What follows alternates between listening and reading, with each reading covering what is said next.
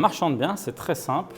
C'est quelqu'un qui achète un bien et qui le revend, tout simplement. C'est un commerçant de biens immobiliers.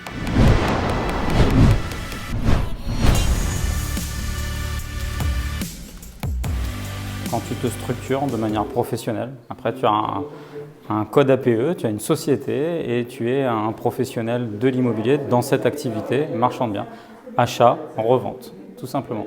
Tu peux le faire dès maintenant. Alors bon, il faut savoir une petite particularité, c'est que le marchand de biens, il a plutôt mauvaise presse pour la simple et bonne raison, c'est que il y a eu la crise de 2008 qui était une crise immobilière et puis l'activité de marchand de biens, elle est quand même assez contrôlée et assez difficile d'accès pour quelqu'un qui a peu d'argent.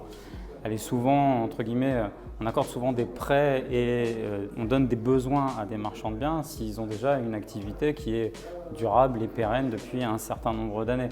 Donc lorsqu'on se lance dans cette activité de marchand de biens, il faut quand même avoir des capitaux propres et une manière de pouvoir se lancer en autosuffisance avec des capitaux propres tout simplement. Pas forcément, tu peux te donner une affinité en faisant un achat-revente, on va dire en nom propre dans un premier temps, parce que rien ne prouve que tu vas aimer ça, puis rien ne prouve que tu vas en faire une activité première et plénière.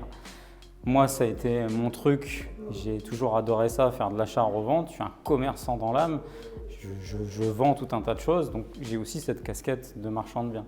Moi, l'immobilier, j'aime l'immobilier quand j'achète, je découpe, je rénove ou je ne rénove pas et je revends. Les avantages, c'est la fluidité financière et puis c'est le jump finalement que tu peux faire. Tu peux acheter des biens à 100 000 € que tu vas revendre 120, 130, 140, peut-être même 200 si tu as vraiment fait une super opération.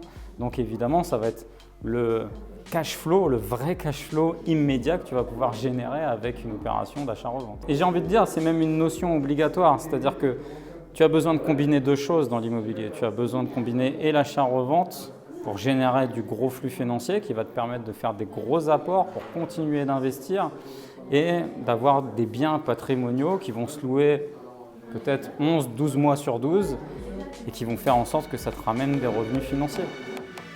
Si cette vidéo t'a plu, n'hésite pas à la liker, à la partager, à la commenter et également abonne-toi à ma chaîne. Tu peux aussi visionner d'autres vidéos juste ici et je te dis à très bientôt.